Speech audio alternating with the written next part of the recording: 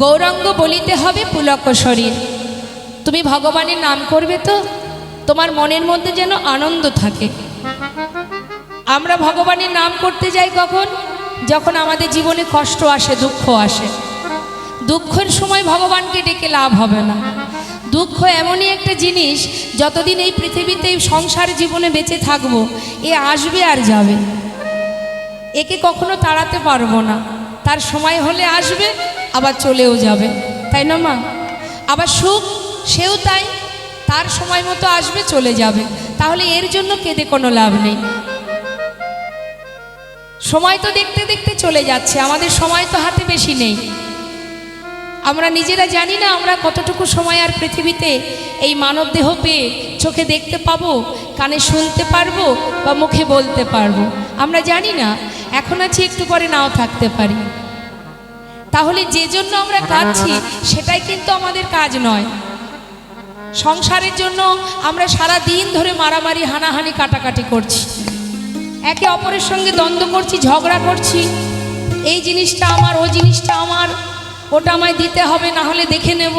চলছে সারাদিন আমাদের এটাই। শাস্ত্রী মহাজন বললেন, আমার আমার করো বুঝিতে না পারো, আমাতে কি আছে রতন। কোন শক্তি বলে বেড়াই চলি বলে, কিসের অভাবে হয় এ দেহ পতন। কিসের অভাবে দেহ পতন হয়? প্রাণ পাখি উড়ে গেলে। দেহের মাঝে আছে প্রাণেরই সঞ্চার, তাহাতেই বলি আমার আমার, প্রাণ গেলে হবে সবাকার, সব নেশারই সফল। তার মানে জীবনে যা কিছু আছে, যা কিছু নিয়ে জীবনযাপন করছি, এগুলো অসার। আর এই যে আমরা আমার আমার করে দিনগুলো কাটাচ্ছি, তার মানে আমরা ঘুম ঘরে আছি, নেশার ঘরে আছি। এই নেশাটা কিসের জন্য? মায়া পিশাচি আমাদেরকে গ্রাস করেছে। তাই আমরা সার কোনটা অসার কোনটা ভুলে গেছি মা। তাই অসারকে নিয়ে মারামারি, হানাহানি করছি, আর যেটা আমার কাল সেটা অন্য কারোর হয়ে যাচ্ছে। হ্যাঁ, জীবনে চলে যাবার সময় সঙ্গের সাথী তো কেউ হবে না। তাহলে কার জন্য ভাবছি আমরা, কার চিন্তা করছি আমরা? এখন কৃষ্ণ বলার শক্তি আছে, ভগবানের নাম করবার সেই ক্ষমতা পেয়েছি, সেই জনমটা পেয়েছি। ইচ্ছা করলে ভগবানকে নিজে হাতে স্থাপন করে তাকে সেবা দিতে পারবো। পশুকুলে যারা জন্ম পেয়েছে, যারা কীটকুলে জন্ম পেয়েছে, পক্ষীকুলে জন্ম পেয়েছে, বৃক্ষকুলে জন্ম পেয়েছে, তারা মন চাইলে ভগবানকে স্থাপন করে সেবা দিতে পারবে না। আমরা পারবো, এটা আমাদের গর্ব। কারণ আমরা 84 লক্ষ জনই ভ্রমণ করেছি, তারপর করুণাময় কৃপা করে এই সুন্দর মানব জন্মটা দিয়েছে আমাদের। তাহলে এই মানব জন্মটা পেয়েছি কেন জানেন মা? একমাত্র বিশ্ব ব্রহ্মাণ্ড ভ্রমণ করে বেড়াচ্ছি তো। কথাগুলো খুব মন দিয়ে শুনবেন। একদিন দুদিন ধরে ঘুরছি না তো আমরা এই পৃথিবীতে। এই যে পৃথিবীতে আমরা ঘুরছি, 80 লক্ষ জনই কীট পতঙ্গ হয়ে ঘুরে বেড়াচ্ছি। এখনও তার কৃপা আমরা পাইনি, এখনও কৃপা লাভ করতে পারিনি। একমাত্র তার চরণের কৃপা লাভ করবার উপযুক্ত জনম হলো এই মানব জনম। এই জনমে যদি কেউ সাধন ভজন করতে পারে, সঠিকভাবে ডাকতে পারে, সেই একমাত্র গোবিন্দ চরণে পৌঁছাতে পারবে। আর যদি না করতে পারি, তাহলে আবার এই মর্তধামে পিশাচকুলে, পশুকুলে, জন্তু জানোয়ার হয়ে আমাদের জন্ম নিতে হবে। তাহলে উপযুক্ত জনম, মানব জনম কেন বলছে? দুর্লভ জনম কেন বলছে? না, কৃষ্ণ ভজনের জনম এটা। এই সময়টাই তোমরা তাড়াতাড়ি করে ভগবানের সেবা করো। তোমরা যদি তার চরণ কৃপা লাভ করতে চাও, সঠিক পথে থাকো, সঠিকভাবে ভালোবাসো, সঠিক কর্ম করো, কুকর্ম করো না, অকর্ম করো না। তাতে কি হবে? আবারও আমাদের এই পশুকুলে জন্তু জানোয়ার হয়ে, কীট পতঙ্গ হয়ে এই সংসারের এই পৃথিবীতে অসহ্য জ্বালা যন্ত্রণা ভোগ করতে হবে। তাই তো শাস্ত্রী বৈষ্ণব মহাজন বললেন যে যদি ভগবানকে ভালোবাসতে চাও, কলিযুগে কত সহজ পদ্ধতি আছে আমাদের, কত সহজ উপায় দিয়েছেন ভগবান। শুধুমাত্র হরিবোল বলো বদনে, আর হরিনাম করো, মহামন্ত্র জপ করো, তুলসী পাতা সেবা করো, আর কি দুফোঁটা কৃষ্ণ প্রেমের বাড়ি বরিশন করো। কানতে যদি হয় সংসারের জন্য কেঁদো না, কানতেই যদি হয় ভগবানের চরণে কাঁদো, প্রভুর চরণে কাঁদো। হে দয়াময়, দিয়েছ মানুষ কুলে জনম, হরিবলার বদন দিয়েছ, কিন্তু বলতে পারছি না। এমন ভাবে মায়া পিশাচি গ্রাস করেছে, কখন কে জানে আয়ুরবি পশ্চিম দিকে ঢলে পড়ে যায়। কিন্তু মানব কুলে জন্ম পেলাম বটে, হরি বল। কিন্তু তোমায় ভালোবাসতে পারলাম না। শুনেছি তুমি দয়াল, তুমি করুণাময়। আমি তো অধম, কেমন করে ডাকতে হয় জানি না। তোমার মধ্যে যদি দীনতা থাকে, পাণ্ডিত্যের অহংকার দেখিও না। ভক্ত হয়েছ, ভক্তের অহংকার দেখিও না।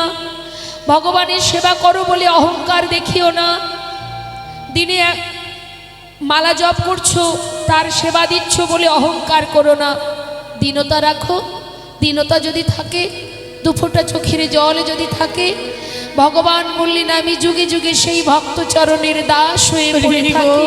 হরি বল, হরি বল। তাই মাগো, সংসার জীবনে আমার বলতে কিছুই নেই। যতই তুমি করো না কেন, যতই ভাবো না কেন, সময় যখন হয়ে যাবে তোমার, সেদিন দেখবে তোমার পাশে একজনই আছে, যিনি তোমাকে মনুষ্যকুলে জন্ম দিয়েছিল। হরি বল, হরি বল। সে ছাড়া তোমার পাশে আর কোনো বন্ধু থাকবে না। যাওয়া পর্যন্ত, আশা থেকে যাওয়া পর্যন্ত সে তোমার কাছেই থাকবে, তোমার কাছে আছে। সে সদা সর্বদাই ছায়ার মতো আছে। তুমি দেখবার মতো দিব্য দৃষ্টি দাও, একবার অনুভব করো, বুঝতে পারবে। অনুভব ছাড়া ভগবানকে কখনো বোঝা যায় না মা। যেমন বাবা, আমাদের জীবনে যদি কোনো কষ্ট আসে মা, কষ্ট কখনো দাড়িপাল্লায় মাপা যায়? কষ্ট কেমন বা কতটা, কতখানি, সেটা কি বোঝা যায়, দেখা যায়? সেটা অনুভব করতে হয়। আপনার ভিতরে কতটা কষ্ট, একটু না অনেক, সেটা কিন্তু অনুভব করতে পারছেন আপনি। আমি বুঝতে পারছি না, আপনি বুঝতে পারছেন আপনার ভিতরে কতটা যন্ত্রণা। ঠিক তদ্রূপ যখন আপনার জীবনে সুখ আসে, সুখটা যে কতখানি সেটা যেমন দেখা যায় না, অনুভব করা যায়। ভগবানকেও তদ্রূপ অনুভব করতে হয়। অনুভব যদি করতে পারো, ভালোবাসতে পারো, একদিন না একদিন তুমি সাক্ষাৎ তার দর্শন পাবেই পাবে। তাই গৌর হরি বল, হরি বল। তাই জীবনের মনুষ্যকুলে জন্ম পেয়েছি, আসার পালা শেষ হয়ে গেছে আমাদের, বাকি শুধু যাওয়ার পালা। সবাই লাইনে দাঁড়িয়ে আছি। কে কতটুকু ভজন করলো না করলো সেটা আমার দেখার বিষয় নয়। আমি কি করলাম, আমি কতটুকু যেতে পারলাম, কি বুঝতে পারলাম, কতটুকু ভালোবাসতে পারলাম, কে কি করলো না করলো সেটা আমার দেখার দরকার নেই। আমি কি করতে পারলাম, আমি কি তাকে ভালোবাসতে পারলাম? হরি বল, হরি বল। এটা যদি তুমি নিজেকে ভাবো, তাহলে সেটাই তোমার ভজনের পথ। দীনতা প্রকাশ করো, ভালোবাসো, সাধু সঙ্গ করো, ভক্তের চরণধূলি অঙ্গে মাখো, কৃষ্ণ নাম উচ্চারণ করো, ভগবানকে তোমার সামর্থ্য অনুযায়ী যেমন পারো ভালোবাসো, আর দুফোঁটা বাড়ি বরিশন করো। শাস্ত্রে বললেন, গৌরঙ্গ বলিতে হবে পুলক শরীর, মনে আনন্দ রাখো। জীবনে মায়ার সংসারে যারা নেই, তাদের জীবনে দুঃখ নেই মা। যারা মায়ার সংসারে আছে, তাদেরই দুঃখ আছে। যারা মায়াকে ত্যাগ করতে পেরেছে, তাদের শরীরের এক পাশ যদি কেটে বাহির করে দেওয়া হয়, তথাপিও তার দুঃখ হবে না। কেন? সে জানে আমার এই দেহ কৃষ্ণের দেহ, আমার এই দেহ ভগবানের দেহ। অর্থাৎ আমার জীবনে যাই হোক সে তো তার হচ্ছে। হরিদাসের অঙ্গে চাবুকের আঘাত পড়ছে, হরিদাস কাঁদছে না, কিন্তু সেই আঘাত পড়ছে ভগবানের অঙ্গে। কারণ সে তো নিজেকে সঁপে দিয়েছে ভগবানের চরণে। শুধু তার কাছে একটাই কথা, তুমি যতই আঘাত করো দয়াময়, তোমার কাছে একটি নিবেদন, দেহে প্রাণ থাকতে যেমন কেউ নাম মোছাতে পারবে না, ঠিক তেমন তোমার কাছে নিবেদন, আমি যেন হাজার আঘাত সহ্য করতে করতে তোমার নামটুকু ভুলে না যায়, এইটুকু তুমি আশীর্বাদ করো। তাই গৌর হরি বল। তাই আজ শাস্ত্রে পদাবলিতে বলছে, হে জীব, গৌরাঙ্গ বলিতে হবে পুলক শরীর, হরি হরি বদনে নয়নে বহেনের। আর কি করতে হবে? গুরু কৃপা লাভ করণে, তাই গৌর হরিব। গুরু কৃপা লাভ করো, আর কিচ্ছু নয়। ধন ঐশ্বর্য টাকা পয়সা বিষয় সম্পদ এসব কিচ্ছু দরকার নেই ভগবানের। তিনি তো নিরজনে আপন মনে বসে বসে খেলিছে বিশ্বলয়ে বিরাট ও শিশু আনমনে। হ্যাঁ, কত সুন্দর কথা কাজী নজরুল ইসলাম। দেখুন, আমরা জাতের বিচার করি না মা। ভগবানকে যারা ভালোবাসে তাদের কোনো জাত নেই বাবা। সে যে কুলেই জন্ম নিক, সেই কুল উচ্চ কুল, সেই কুল পূজ্য কুল। আজ কাজী নজরুল ইসলাম কত সুন্দরভাবে গোবিন্দ চরণে গৌর চরণে কত কত সুন্দর ভজন লিখে গেছেন। পথেকে দেখলে যেতে আমার গৌর ভগবানে। সবাইকে ডেকে ডেকে জিজ্ঞাসা করছে, তোমরা বলতে পারো কোন পথে আমার গৌর হরি গেছে? যারে কোলে দেয় না যাওয়া, জগতের যাকে কেউ গ্রহণ করে না, জগতের সবাই যাকে ঘৃণা করে, আমার দয়াল গৌর হরি তাকে বুকে তুলে নেয়। এমন দয়াল গৌর কোন পথে গেছে তোমরা কি কেউ বলতে পারো? আহা, কত সুন্দর গান গেয়ে গেছেন কাজী নজরুল ইসলাম। তো শাস্ত্রে বললেন, জন্ম হোক যথা তথা, কর্ম করো ভালো।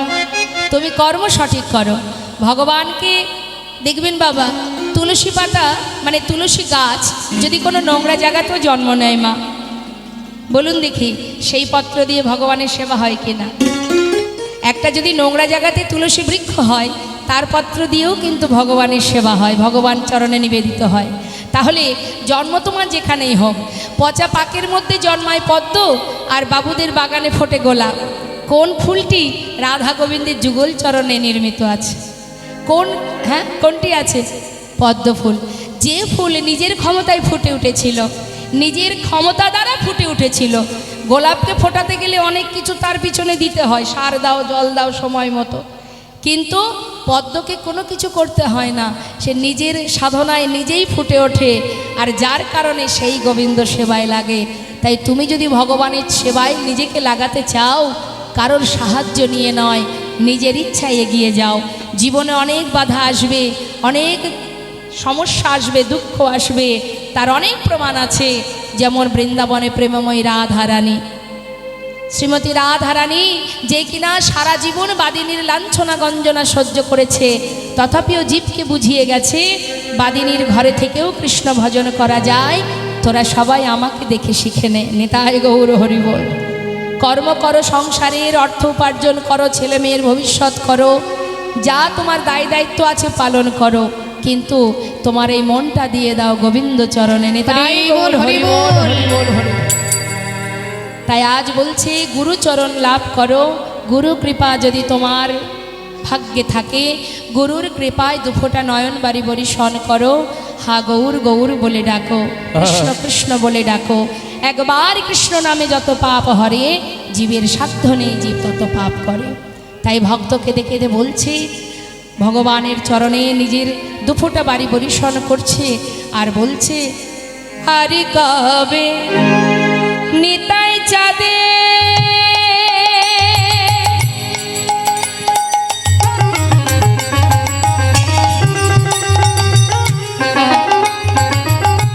করুণা করিবে,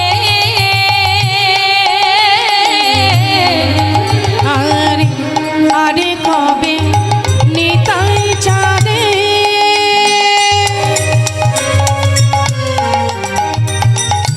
করুণা করিবে,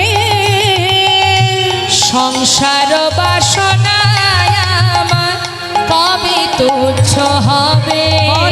ওই না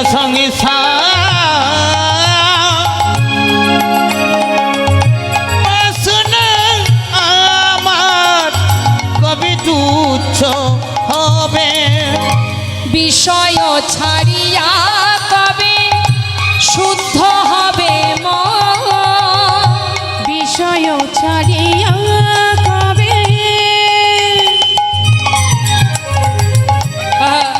বলো শুদ্ধ হবে মন, কবে আমি যাব ওই মধুর বৃন্দাবন। কবে হাম যাইব ওই মধুর বৃন্দাবন। সেদিন আমার কবে হবে, সেই দিন আমার কবে হবে, বলো সেদিন আমার কবে হবে, সেদিন আমার কবে হবে, এই বিষয় ছেড়ে বৃন্দাবনে যাব, সেদিন আমার কবে হবে। এই বিষয় ছেড়ে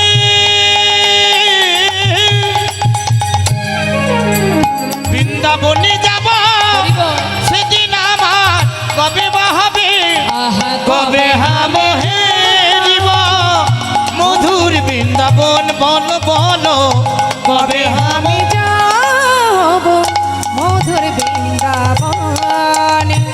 যারা বিষয়ের মধ্যে ডুবে আছে বাবা, বিষয় সম্পদের মধ্যে যারা আবদ্ধ হয়ে আছে, তারা কিন্তু মা সারমর্ম বুঝতে পারছে না। আমরা প্রত্যেকেই এমনভাবে আবদ্ধ হয়ে পড়ে আছি, আমাদের প্রকৃত জ্ঞান, আমাদের স্বরূপ সত্তা আমরা সব ভুলে গেছি। কি আমাদের আসল স্বরূপ, কি আমাদের পরিচয় আমরা ভুলে গেছি। তুম কাহা সে আয়ে হো আর যাওগি কাহা, ইতনা দিল বিচারলো বাস হো গায়া ভজন। তুমি কোথা থেকে এসেছো আর কোথায় যাবে, এটা একবার নিজের কাছে জিজ্ঞাসা করো তো। তুমি একবার নিজের কাছে নিজে জিজ্ঞাসা করো যে আমি যে মাতৃগর্ভে এসেছিলাম, কোথা থেকে এসেছিলাম, আবার আমি যখন মারা যাব আমি কোথায় যাব। এই প্রশ্নটা নিজেই নিজেকে জিজ্ঞাসা করো, তবেই তোমার ভজনের পথ তুমি খুঁজে পাবে। সংসার জীবনের মধ্যে সবাই আমরা অজ্ঞান হয়ে পড়ে আছি, আমাদের প্রকৃত জ্ঞান কারোরই নেই বাবা, জ্ঞান শূন্য হয়ে পড়ে আছি আমরা। কলিহত জীবের কি দুরবস্থা একটু ছোট করে বলি, এটা আমার কথা নয়, রামভক্ত তুলসী দাস বলছেন, সচ্ছে কহি তোমারে লঠা ঝুঠ জগৎ ভুলায়, গৌরস গলি গলি ফিরি সুরা বৈঠল বিকায়, गाभी को दोहे कुत्ता को पाले बाछुरी रह जाए भूखा, संबंध को अच्छा खिलाए लेकिन बाप रह जाए भूखा, चोर के छाड़े साधु के बंदे पथिक को लगाए फांसी, हाय रे कलियुग तेरी तमाशा दुख लगे और हाসি। একটু কথাগুলো মন দিবেন। সচ্চা কাহে তোমারে লাঠা, কলিযুগের কি দূর অবস্থা বাবা, বর্তমান আমাদের কি অবস্থা, এটা লিপিবদ্ধ হয়েছে ত্রেতা যুগে। রামভক্ত তুলসী দাস তিনি পদাবলী করে চলে গেছেন।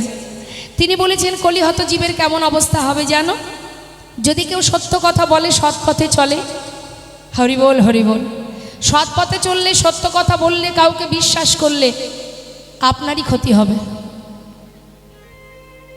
যাকেই আপনি বিশ্বাস করবেন সেই আপনার ক্ষতি করবে, অর্থাৎ যেই রক্ষক সেই ভক্ষক।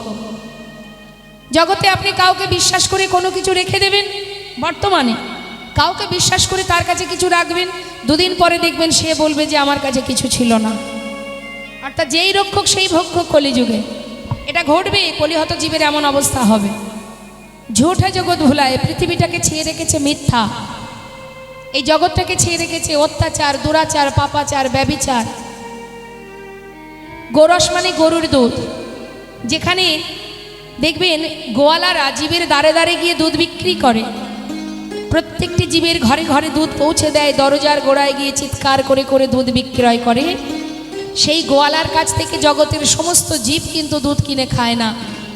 কিন্তু যে ব্যক্তি মদ বিক্রি করে তাকে কিন্তু গ্রামে যেতে হয় না, সে যদি 50 কিলোমিটার দূরে কোথাও গিয়ে দোকান পেতে বসে থাকে, সাধারণত কলির জীব সেইখানে দল বেঁধে গিয়ে ভিড় করে লাইন দিয়ে দাঁড়িয়ে থাকে। আসছে দিন, আসতে, আচ্ছা বসতে দিন না বাবা, বসতে দিন মা, বসুন না, বসুন, বসতে দিন মা, বসতে দিন। তো মা দেখুন, আমাদের কিছু কিছু ভুল আমরা আজও করে চলেছি, তার মধ্যে সবার কথা বলবো না। অনেক ভক্ত আছে যারা বোঝে, আর যারা বোঝে না তাদেরকে বোঝানোটাই আমাদের কাজ। এই যে সম্মুখে আসছে দিন আমার মহাপ্রভুর আবির্ভাব তিথি, দোল পূর্ণিমা রাত্রি, সেদিন আমাদের কি করা উচিত? বাড়ির বাচ্চার জন্মদিন হলে যেমন আমরা অনেক কিছু আয়োজন করি, সারাদিন ফুল দিয়ে সাজাচ্ছি, আত্মীয় স্বজন নিমন্ত্রণ করেছি, তাদেরকে আনবো, তাদেরকে খাওয়াবো, কত আনন্দ করব, বাচ্চাকে খুশি করব, তাকে নিয়ে আনন্দে মেতে থাকবো, এটা যেমন আমরা মা বাবারা করে থাকি, ঠিক তদ্রূপ যে ভগবান, যার করুণায় আজ এই কলির জীব এই মহামন্ত্র পেয়েছে, যার করুণায় আজ সনাতন ধর্ম টিকে আছে, যে সারা জীবন লড়াই করেছে, সর্বস্ব পরিত্যাগ করে মা বিষ্ণুপ্রিয়াকে ফেলে রেখে জীবের দ্বারে দ্বারে হরিনাম প্রচার করেছে, পায়ে হেঁটে সারা তীর্থ ভ্রমণ করেছে, হরিনাম দিয়েছে জীবের কলিহত জীবের জন্য। সেই মহাপ্রভুর আবির্ভাব তিথি, যেদিন আমাদের প্রভুকে নিয়ে আনন্দে মেতে থাকা উচিত, সেই দিন আমরা মদ্যপান করে মারামারি কাটাকাটি হানাহানি করে পড়ে থাকি। হরি বল। ভাবতে পারছেন আমাদের কি অবস্থা? এটাই আমাদের জীবনের বড় ভুল মা, যে আমরা সবাই প্রকৃত জ্ঞান শূন্য হয়ে আমরা প্রত্যেকেই অজ্ঞান হয়ে পাগলের ন্যায় পথে পথে ঘুরে বেড়াচ্ছি। প্রকৃত জ্ঞান আমাদের নেই, কি করা উচিত আমাদের আর কি করছি আমরা। সেদিন তো তাকে নিয়ে আনন্দ করা উচিত। হ্যাঁ, এটাই হচ্ছে আমাদের সমস্যা বাবা। এটা যেদিন আমরা বুঝতে পারবো, সেদিন আর আমাদের আর কেউ ধরে রাখতে পারবে না। আমরা ভগবানের চরণ পাদ পদ্মে পৌঁছে যাব যদি আমরা বুঝতে পারি কি করা উচিত আমার। হরি বল, হরি বল। এক ভক্তের কথা বলি মা, দেখুন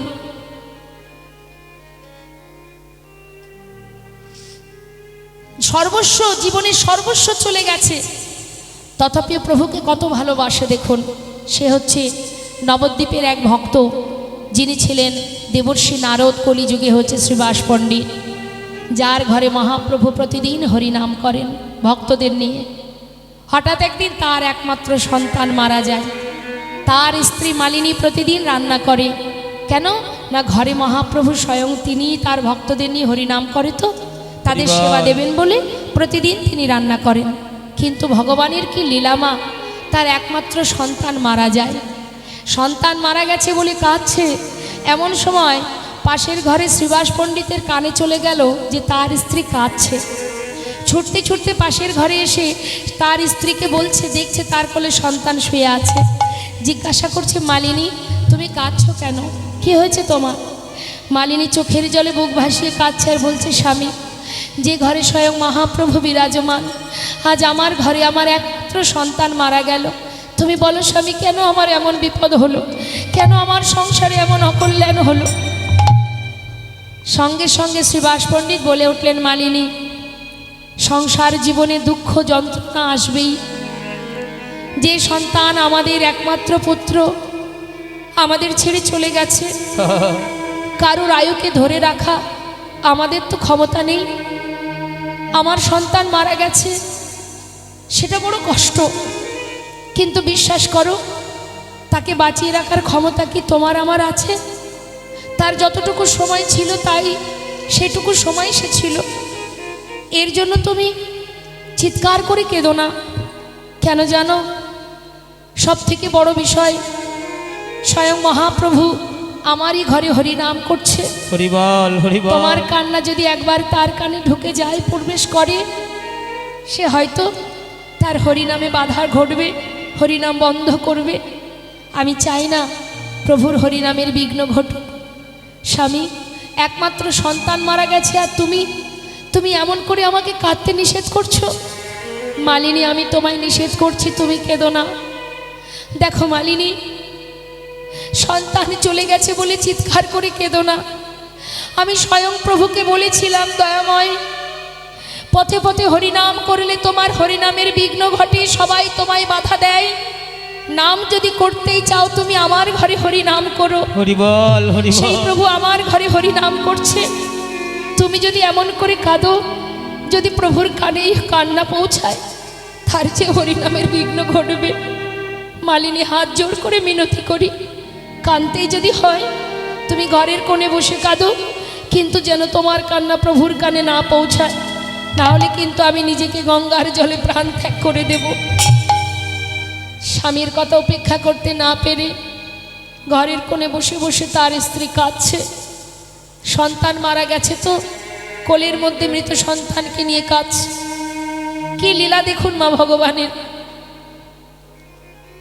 একমাত্র সন্তান চলে গেল।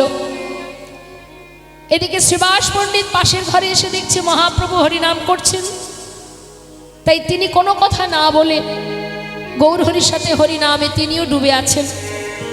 চিন্তা করছে দাঁড়িয়ে থাকলে কান্না পাবে, প্রভু বুঝতে পারবে, যাতে প্রভু বুঝতে না পারে, তাই নিজেও সেই প্রভুর সাথে সাথে হরিনাম গাইছি।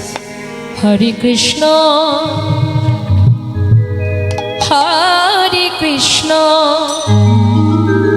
কৃষ্ণ কৃষ্ণ হরে হরে হরে রাম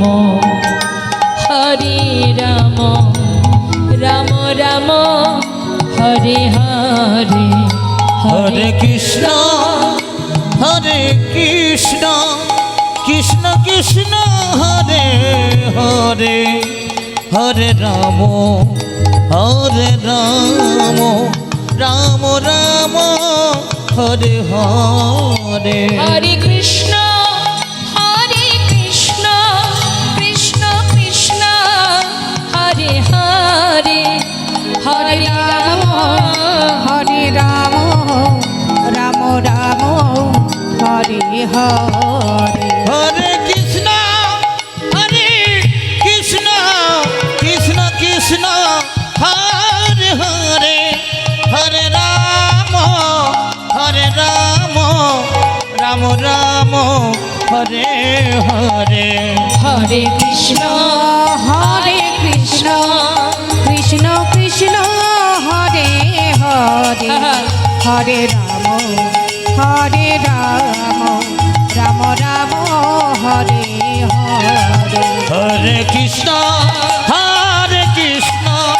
কৃষ্ণ কৃষ্ণ হরে হরে হরে রাম রাম রাম হরে হরে। গৌরহরি নাম করতে করতে হঠাৎ দাঁড়িয়ে পড়লেন।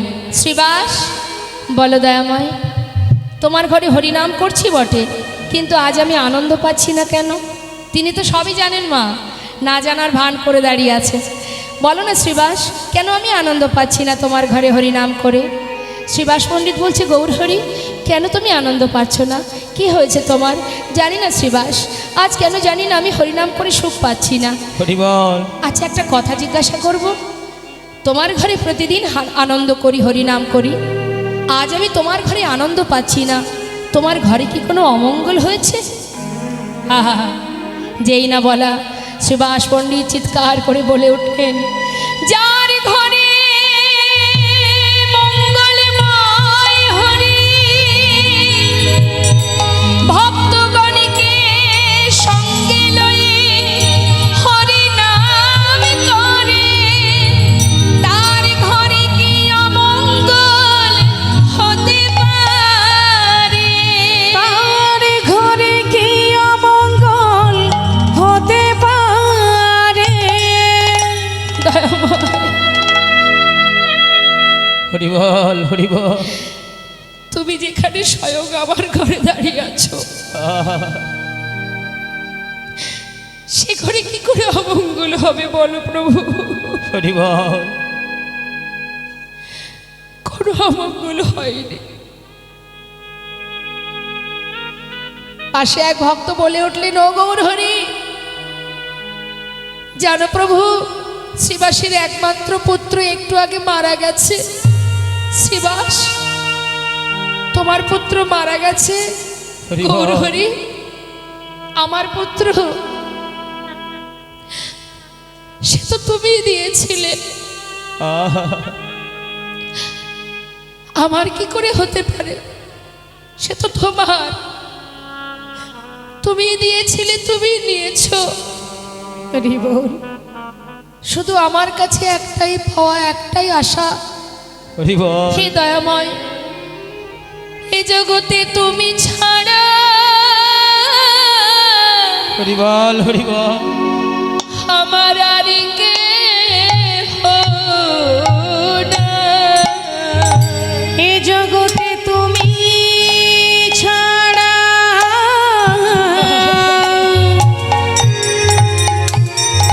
আমার আর কেহ নাই। তুমি আমার মাতা পিতা, তুমি পুত্র স্বামী, তুমি ছাড়াই আমার আর কেহ নাই। তুমি আমার মাতা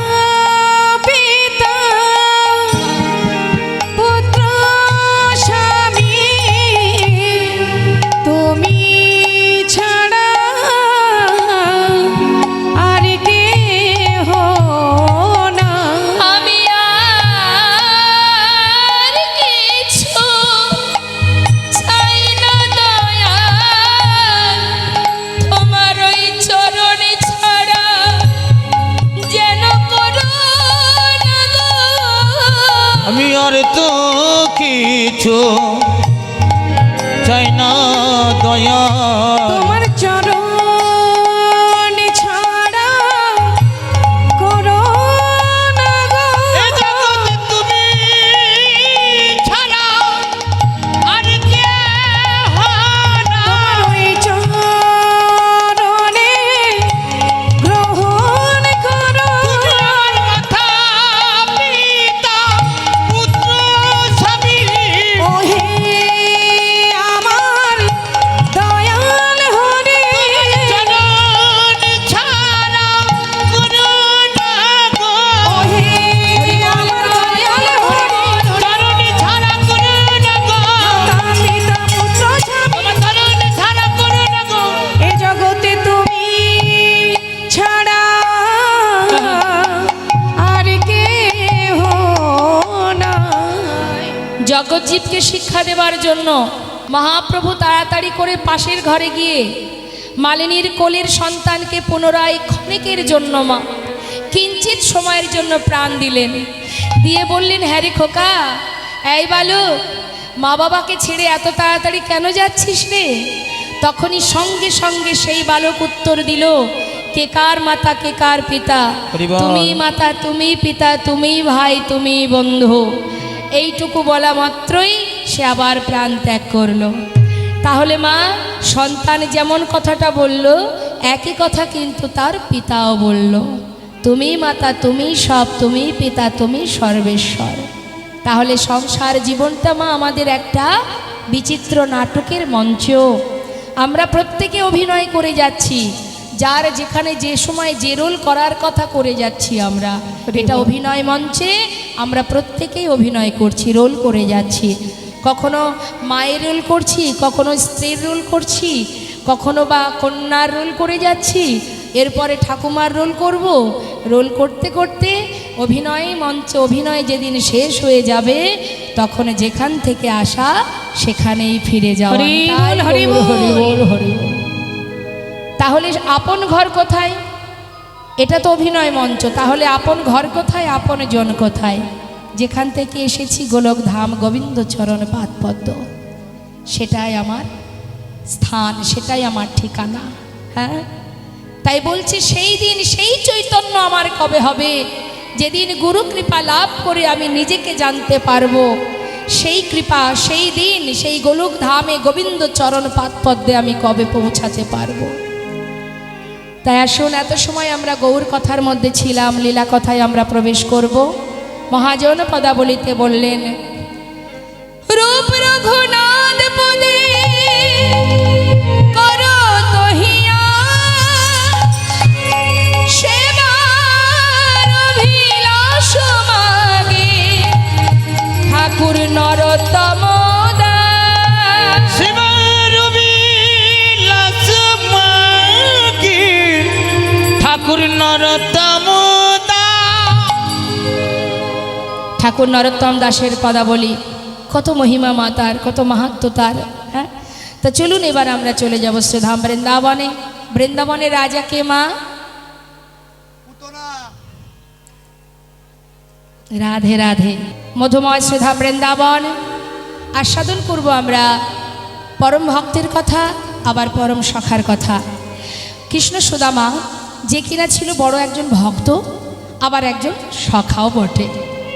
এই সুদামাকে নিয়ে, সখাগণকে নিয়ে বনমাঝে ভগবান মায়ের চরণে প্রণাম করে প্রতিনিয়ত যান খেলা করতে বনমাঝে। হরিবল, হরিবল।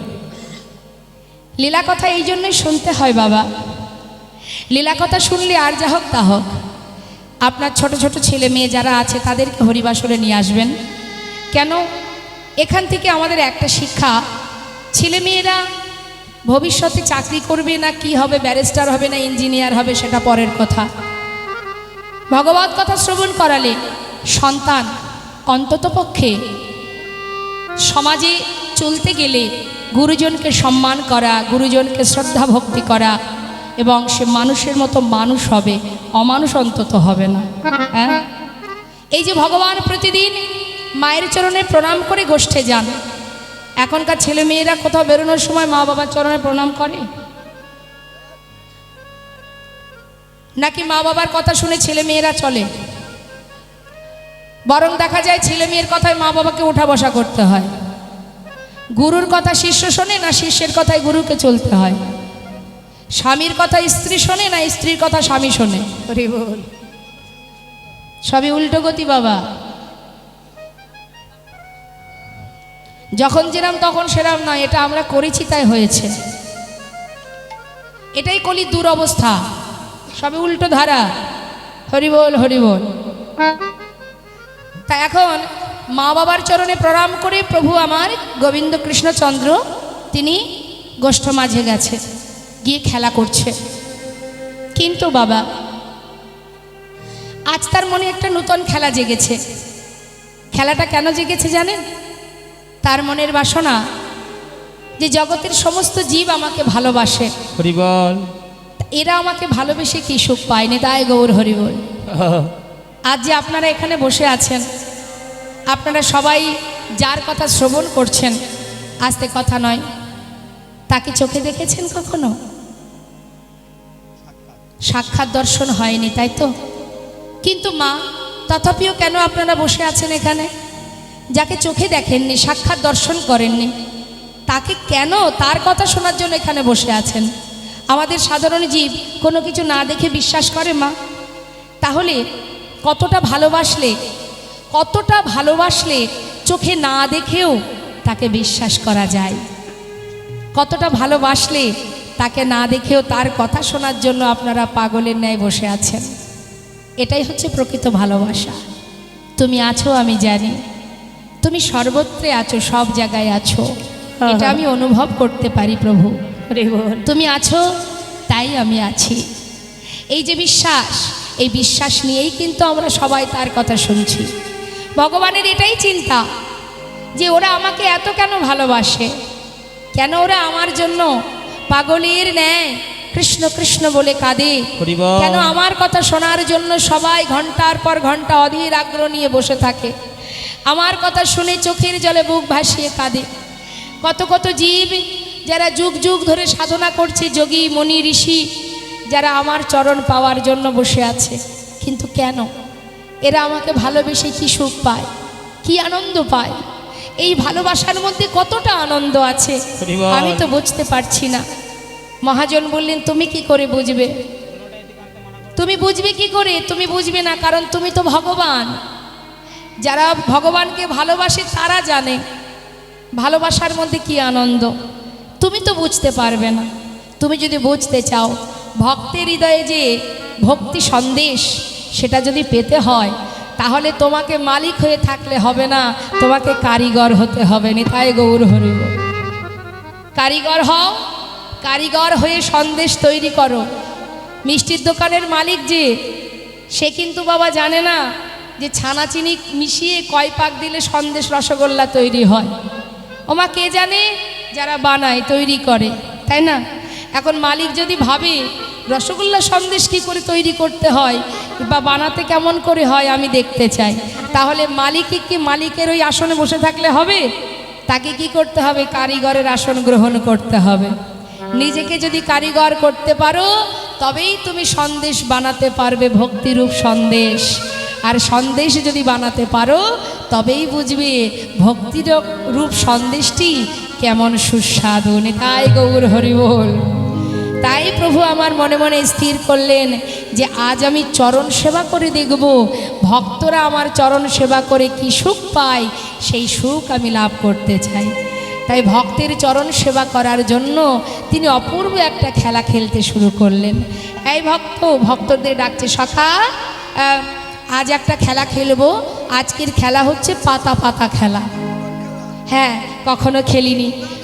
তা নি যা, আমরা যতগুলি সখা আছি ততগুলো পাতা তুলে নিয়ে আয়। সবাই মিলে ছুটে গিয়ে গাছ থেকে পত্র তুলেছে। বা বাবা, বলতে বলতেই কাজ হয়ে গেল। খুব ভালো, খুব ভালো। শোন, এর মধ্যে একটা পাতা ছিদ্র হবে, ছিদ্রপত্রটা যার ভাগ্যে পড়বে সে হবে চোর। মায়েরা আপনারা খেলা করেছেন ছোটবেলা?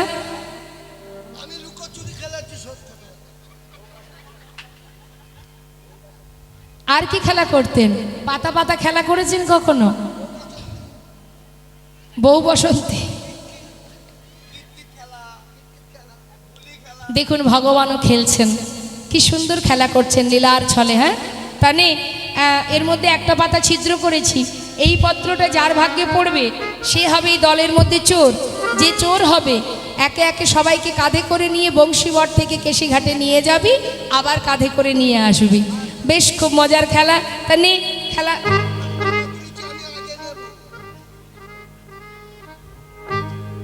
নিয়েছিস তো?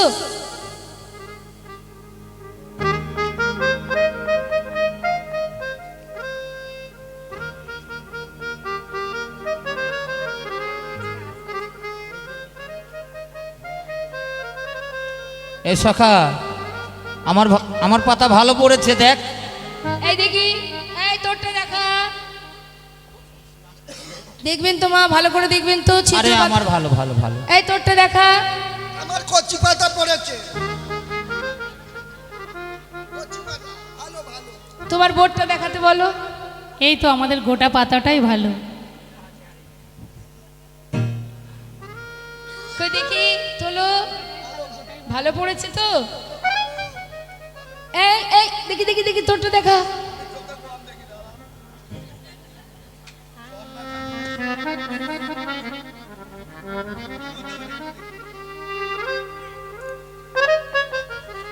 তার মানে ভালো পড়েছে, ভালো পড়েছে। তাহলে ছিদ্রপত্র কার ভাগ্যে তাই তো, পড়লো? তাই তো, কার ভাগ্যে পড়লো? সবারই তো ভালো পাতা পড়েছে। ছিদ্রপাতা কার পড়লো ঠিক করে দেখা দেখি সবাই মিলে। এই তো, এই তো। এ কানাই, হ্যাঁ তুই তো সবারই দেখলি, হ্যাঁ। কিন্তু তোর পাতাটা দেখা। আমার পাতা? হ্যাঁ হ্যাঁ, ভালো করে। ভগবান কেমন চতুর দেখুন মা, নিজের জন্য ছিদ্রটা রেখে দিয়েছেন। এ তাই গৌর হরি হরি বল। এই দেখ আমারটা ভালোই পড়েছে। এই যে ওই তো হাতে করে এই লোকাচ্ছিস তো, কেন? দেখতে পাচ্ছিস? আরে এই দেখ না। আরে ওই তো কানাইয়ের ছিদ্র পাতা পড়েছে আজকের খেলাতে। কানাই চোর, কানাই চোর, কানাই চোর। সখাগণ বলে উঠলেন, ও কানাই, কানাই রে, তুই তো ঘরে ঘরে ননি চুরি করে খাস। অ্যাকচুয়ালি সত্যি কথা বলতে ভাই, তুই তো চোর। তুই বিনে চোর কে হবে ভাই? তুই বিনে চোর কে হবে ভাই? তুই বিনে চোর কে হবে ভাই? তুই বিনে চোর কে হবে ভাই? বৃন্দাবনের ননি চোরা, তুই বিনে চোর কে হবে ভাই? বৃন্দাবনের ননি চোরা, তুই বিনে চোর কে হবে ভাই? বৃন্দাবনের ননি চোরা, তুই বিনে চোর কে হবে ওই ভাই? বৃন্দাবনের ননি চোরা, তুই বিনে চোর কে হবে ভাই? আমি চোর। হ্যাঁ তুই চোর। আমি চোর। চোর। আমি যে সবার ঘরে ননি চুরি করে আনি, তোদের জন্য নিয়ে আসি, চুরি করে নিয়ে এসে তোদেরকে খাওয়াই। আর তুই আমাকে হ্যাঁ রে কাঁধে উঠবি, কাঁধে উঠবি, তাতে চোর কেন বলবি? কিন্তু চুরি তুই করিস তাই আমরা খাই। চোর, চোরকে চোর বলবো না, দেখি সাধু বলবো? তুই চোর, চোর, চোর। বেশ ঠিক আছে, তাহলে আজকের আমি যখন চোর, হ্যাঁ। তা নে তোরা আমার কাঁধে উঠবি। তবে একে একে, কেমন? না, তোকে দিয়ে হবে না। তুই সর্বনাশ, কি হলো এখানে আবার?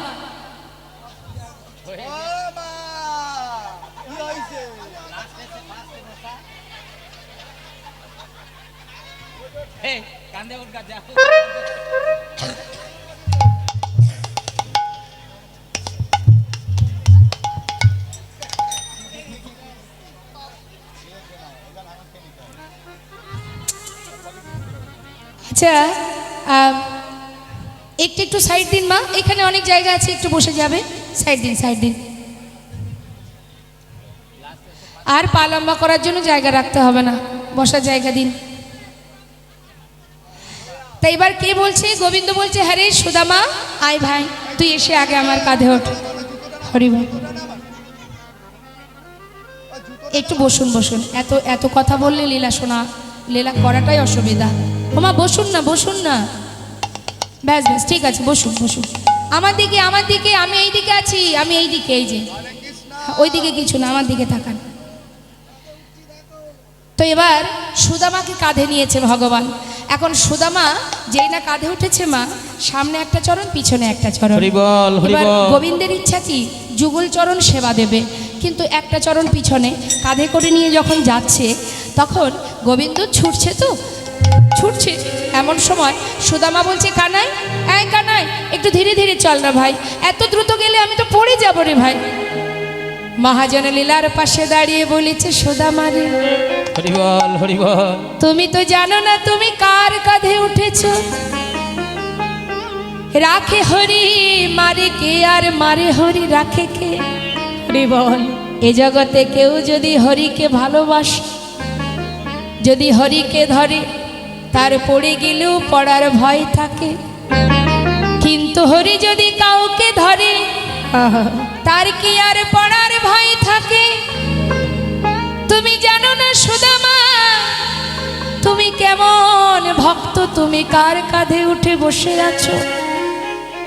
সত্য কথা মা, ভগবান যদি কাউকে ধরে, তার আর এই জগতে কে বা ফেলবে বলো। হ্যাঁ, তার একটা প্রমাণ বলি বাবা। রাম অবতারে প্রভু রামচন্দ্র মা সীতাকে উদ্ধার করে যখন সরজু নদীর ধার দিয়ে যাচ্ছে মা, এখন সরজু নদীর জল দেখে প্রভু রামচন্দ্রের তৃষ্ণা পেয়েছে, তাই তিনি পিপাসা নিবারণ করবে বলে নিজের কাঁধে যে তীর ধনুকটা আছে সেটাকে কোথায় রাখবে। তীর ধনুকের নিয়ম সেটা মাটিতে রাখতে নেই, মাটিতে রাখা যায় না। তাই তিনি কি করেছে, তৃষ্ণা নিবারণের জন্য জল পান করবে বলে ওই ধনুকটা, মানে ধনুক দিয়ে একটা তীর মাটিতে ভেদ করেছে। একটা তীর মাটিতে ভেদ করে তীরের আগাতে সে ওই তুন আর ধনুকটা রেখে দিয়েছে। রেখে এবার পিপাসায় তৃষ্ণা নিবারণ করে যখন কিনা তীরে উঠেছে, তুন আর ধনুকটা কাঁধে নিয়েছে। কাঁধে নিয়ে যেই না তীরটা তুলতে গেছে মা, তুলতে গিয়ে দেখছে তীরের আগায় একটা মণ্ডকি, মানে একটা ব্যাঙ তার শরীরের মাঝখান দিয়ে এফোড় ওফোড় হয়ে ভেদ হয়ে গেছে। হরি বল, হরি বল। রুধির ঝরছে। সঙ্গে সঙ্গে প্রভু রামচন্দ্র চমকে উঠেছে। চমকে উঠে বলছে, মণ্ডকি, তোমার অঙ্গে যখন আমি তীরভেদ করেছিলাম, তুমি তো একবার চিৎকার করতে পারতে। হরি বল, হরি বল। যখন কোনো শত্রু তোমাকে ধরে তখন তো তুমি চিৎকার করো, যেমন সাপ যখন তোমাকে ধরে, সর্প যখন তোমাকে খেতে আসে, তোমাকে ধরে, তুমি তো চিৎকার করো, তোমার আর্তনাদ আমি শুনতে পাই। কিন্তু আজকে আমি যখন তোমায় তীর মেরেছি, তখন তুমি একবার চিৎকার কেন করলে না। হরি বল। তখন সেই মণ্ডকি তার অঙ্গ থেকে রুধির ঝরছে, তার মধ্যে দিয়ে কাতর সুরে তার ভাষায় জানাচ্ছে, দয়াময়, হরি বল, হরি বল। এই জগতের কোনো সর্প যখন আমাকে ধরে, তখন সেই বিপদ থেকে উদ্ধার করার জন্য বিপদভঞ্জন মধুসূদনকে আমি স্মরণ করি। হরি বল। কিন্তু সেই মধুসূদন নিজেই যদি আমাকে প্রাণে মারে, এই জগতে আর কে আছে যে আমায় রক্ষা করতে পারে। বল, হরি বল। তাই তো আমি আর কাউকে স্মরণ করতে পারিনি। রাখে হরি মারে কে, মারে হরি রাখে কে। তাই আজ সুদাম মহাজন লীলার পাশে দাঁড়িয়ে বলছে, সুদামা তুমি নিশ্চিন্তে বসে থাকো, তোমার কোনো ভয় নেই।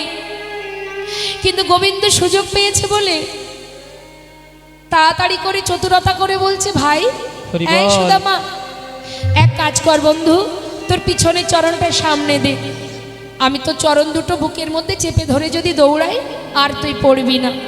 সঙ্গে সঙ্গে সখা সখ প্রেম, বন্ধু বলে কথা, তাড়াতাড়ি করে চরণটা সামনে দিয়েছে। দুখানা চরণ বুকে চেপে ধরে আজ আমার গোবিন্দ ভক্ত চরণ সেবার সেই অনুভব উপভোগ করছে। হরি বল, হরি বল। যাচ্ছে আর মহাজন বলছে, দেখো সুদামারে লইয়া কৃষ্ণ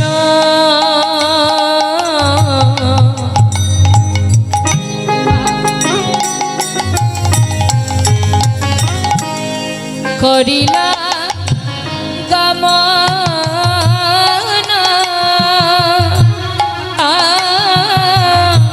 সুধামারে লইয়া কৃষ্ণ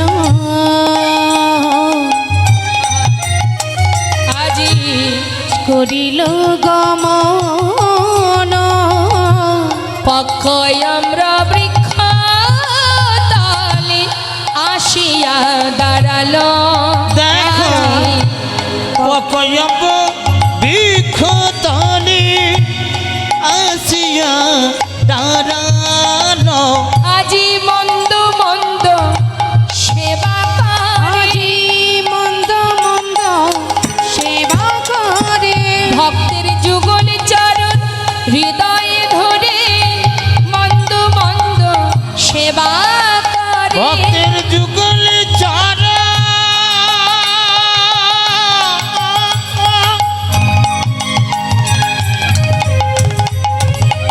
হৃদয়ে ধরে মন্দ মন্দ সেবা করে আজি নয়নে জলে চরণ ধোয়ায়ে দিয়ে মন্দ মন্দ সেবা নয়ন জলে চরণ ধোয়াইয়ে দিয়ে মন্দ মন্দ সেবা করে। একটা পকয়ম্র বিক্ষতনে আসিয়া দাঁড়ালো সবে পকয়ম্র বিক্ষতনে আসিয়া দাঁড়ালো।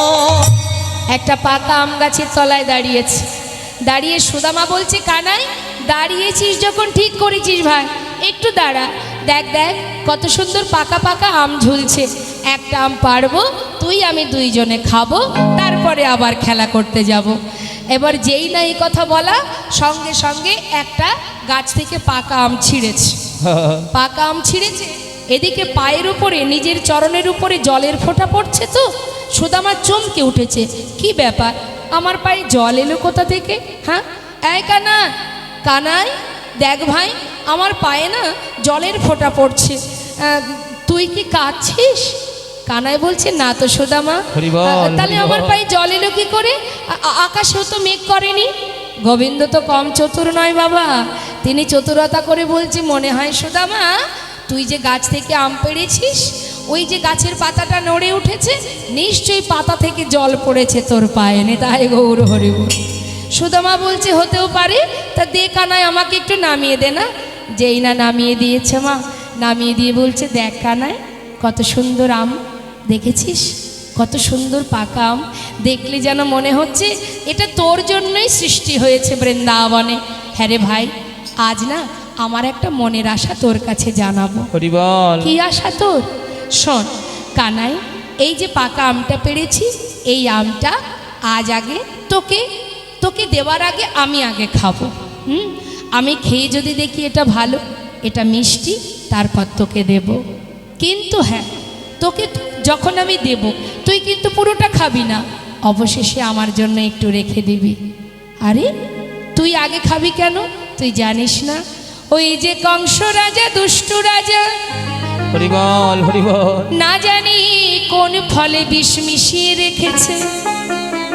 এই জগতে কেউ যদি আমাদেরকে প্রাণে মারে, তুই আমাদের বাঁচাতে পারিস, কিন্তু কানাই তোর যদি কিছু হয়ে যায়, হরি বল, হরি বল। আমরা তোকে বাঁচাতে পারবো না। তাই এই ফল আগে আমরা সেবা করব, আমি সেবা করব, যদি দেখি ভালো সুস্বাদু, তারপরে তুই খাবি, তারপর আমার জন্য একটু রাখবি। কেন? হ্যাঁ রে, তুই আগে খাবি, আবার তোর জন্য রেখে দিতে হবে, তুই দুইবার খাবি, আমি একবার খাবো, এটা কেন হবে? কানাই কেন জানিস? তোরে বড় মিঠো লাগে,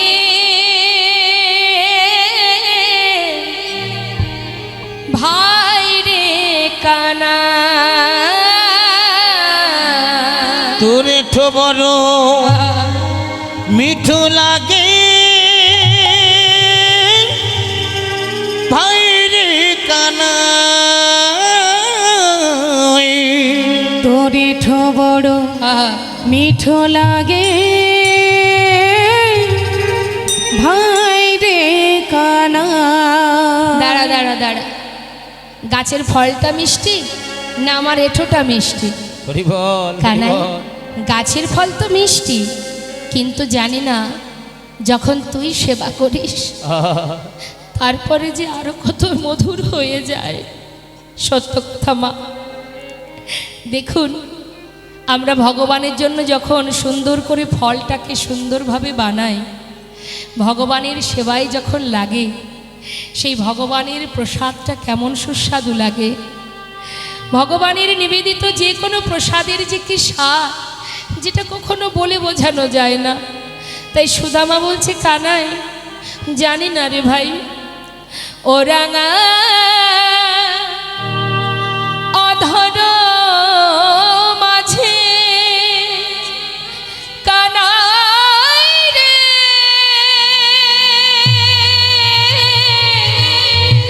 ওরে কানাই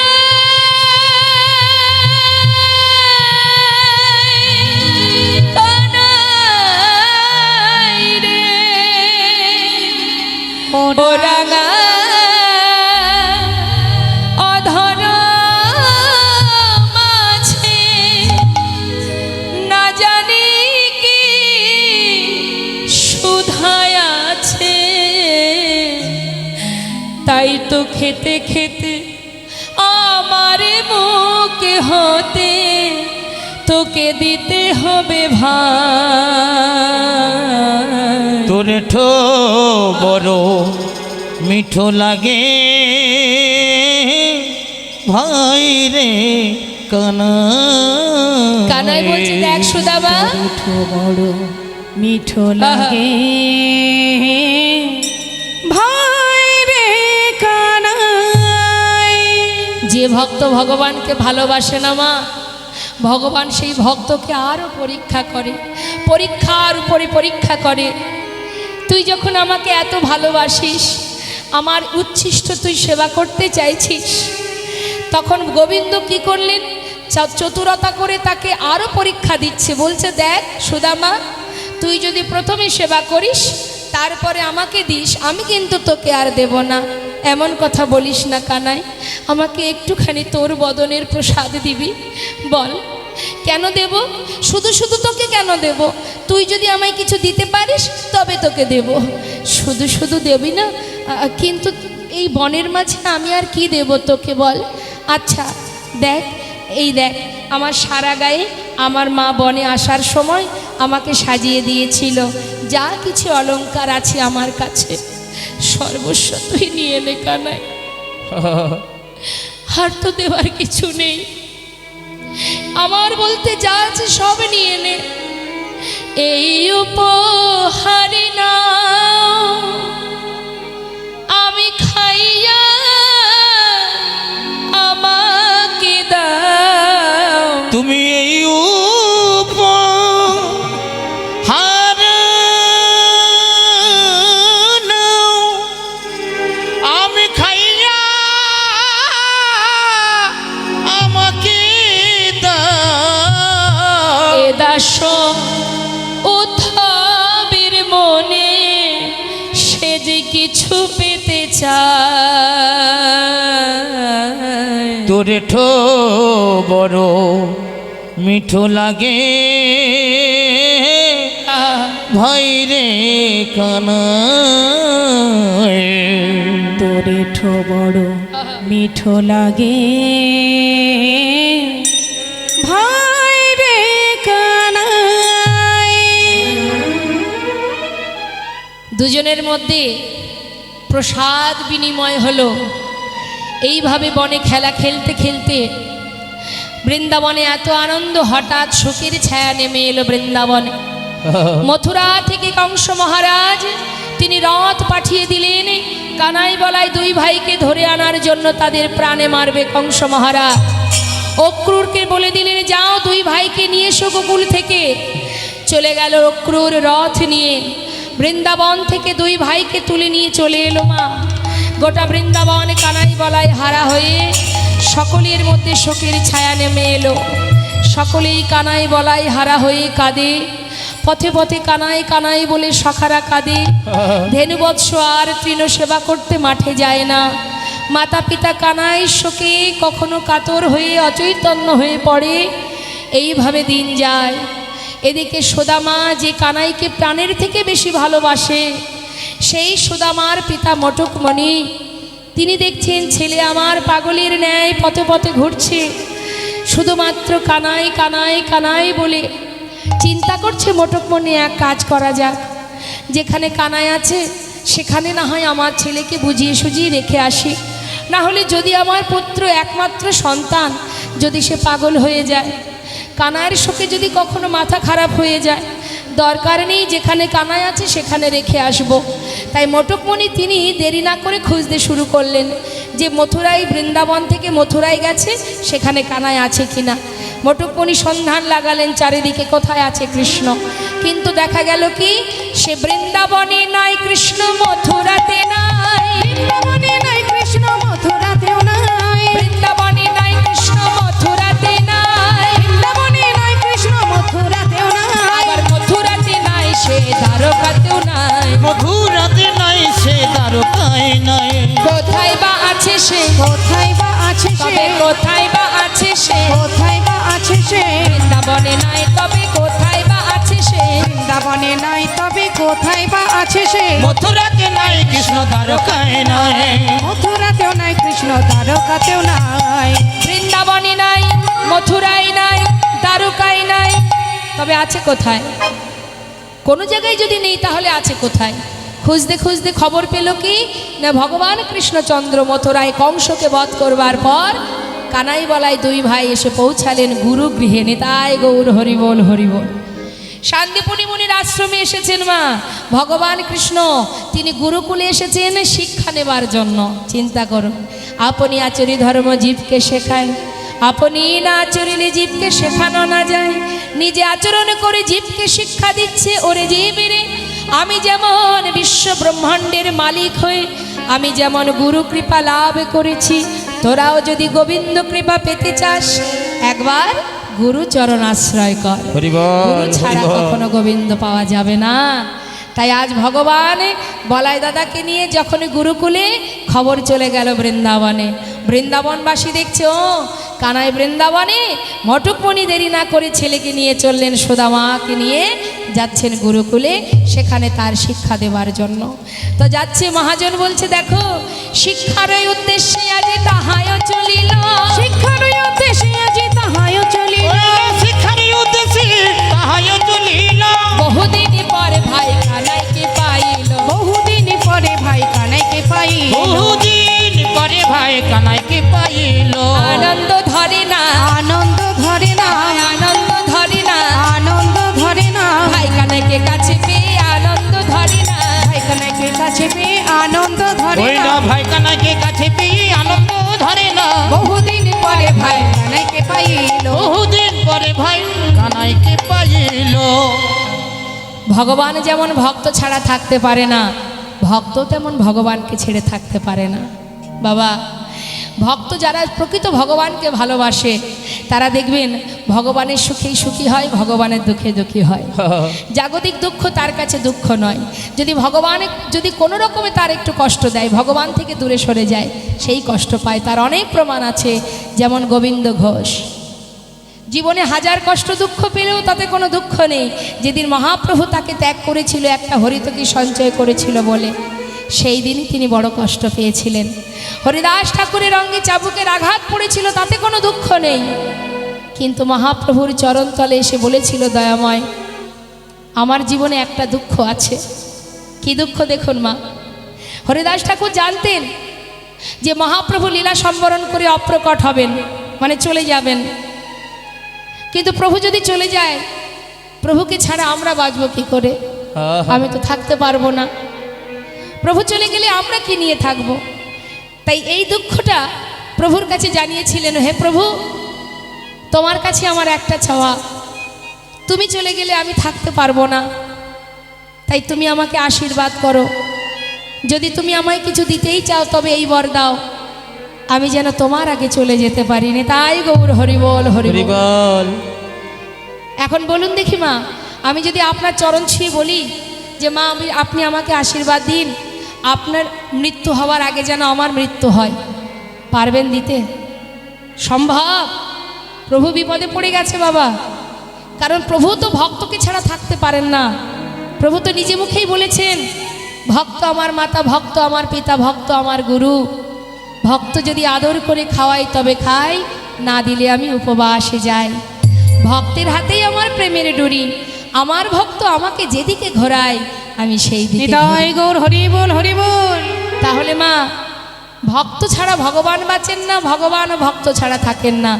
এখন ভক্তর মনে বাসনা তুমি চলে গেলে আমি থাকতে পারবো না, তাই তুমি থাকবে, আমি চলে যাব, আশীর্বাদ করো। ইচ্ছা মৃত্যু প্রকাশ করলেন যে তোমার আগে যেন আমি চলে যেতে পারি। প্রভু বিপদে পড়ে গেছে, এ কি সম্ভব? আমি কি করে আমার ভক্তকে আশীর্বাদ করে বলবো যে ভক্ত আমি তোমায় আশীর্বাদ করলাম, তুমি আমার আগে চলে যাও। নিতাই গৌর হরি বল। কথা দাও প্রভু। প্রভু স্তব্ধ হয়ে গেছে, বাক্য নেই আর, কি বলবে ভক্তকে। কিছুক্ষণ পরে দীর্ঘ শ্বাস ছাড়লেন। কি হলো বলো? বললেন তোমার ইচ্ছা আমি কৃষ্ণচরণে অর্পণ করেছি। হে দয়াময়, ভক্ত তো কম নয় মা, তুমি কৃষ্ণচরণে অর্পণ করেছো বেশ, তবে তোমার কাছে আমার আরেকটি নিবেদন। মৃত্যুর সময় যখন শেষ মুহূর্ত চলে আসবে জীবনে, হৃদয়ে ধরিব তোমার যুগল চরণ, নয়নে হেরিব তোমার ওচাদ বদনে, বদনে বলিব হাম শ্রীকৃষ্ণ চৈতন্যের নাম।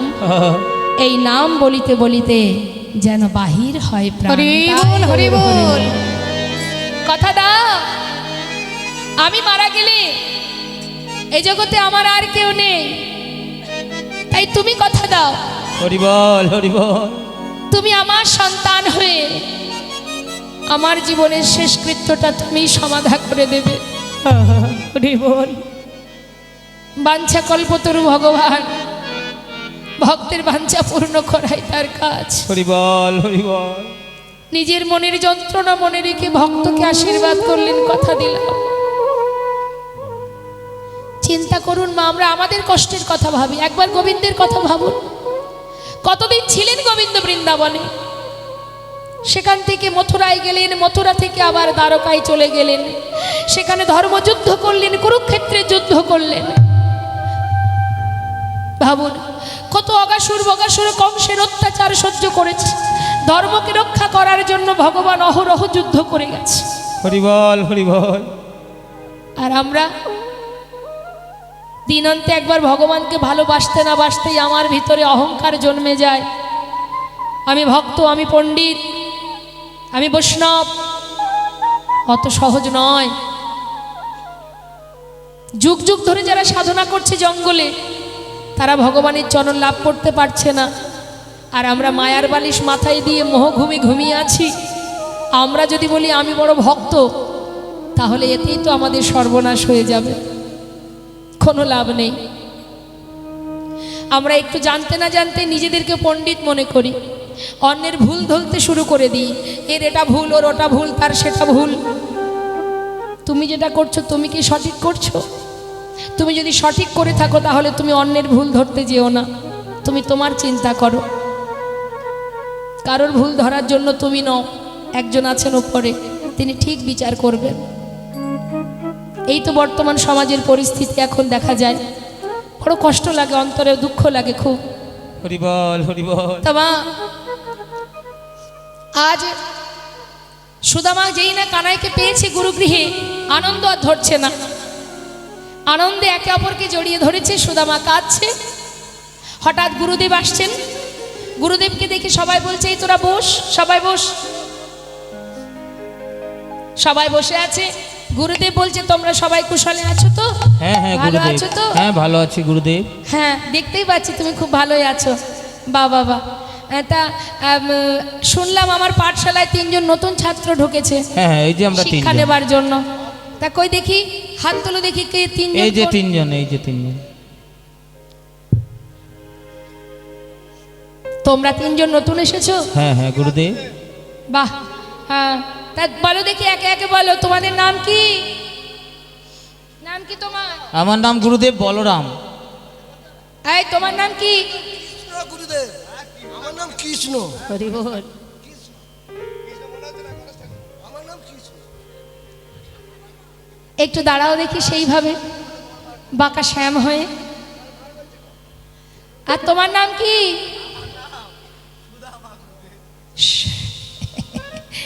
তা তোমরা তিনজন আমার পাঠশালায় এসেছো, বাহ খুব সুন্দর দেখতে সবাইকে, তাই না? তা বলি এই যে ও বলরাম, হ্যাঁ বলুন গুরুদেব। তুমি শিক্ষা নেবে? হ্যাঁ হ্যাঁ, কি নেবে বলো, কি শিক্ষা গ্রহণ করবে? আমি শিক্ষা নেব গুরুদেব, ওই ধনুর্বিদ্যা, মানে হাতে করে চালাতে চাই। বাহ বাহ বাহ, বেশ ভালো কথা। এইদিকে দেখে তো মনে হচ্ছে একেবারে শান্ত নও। খুব দুষ্টু গুরুদেব। হ্যাঁ, তুমি কি শিক্ষা নেবে কৃষ্ণ? ধনুর্বিদ্যাও শিখতে চাই না গুরুদেব, আর গদা বিদ্যাও শিখবো না, আমি রাজনীতি শিখবো। হ্যাঁ বাহ বাহ, হ্যাঁ, আমি রাজনীতি শিখবো। রাজনীতি শিক্ষা নেবে। আর তুমি কি শিক্ষা নেবে?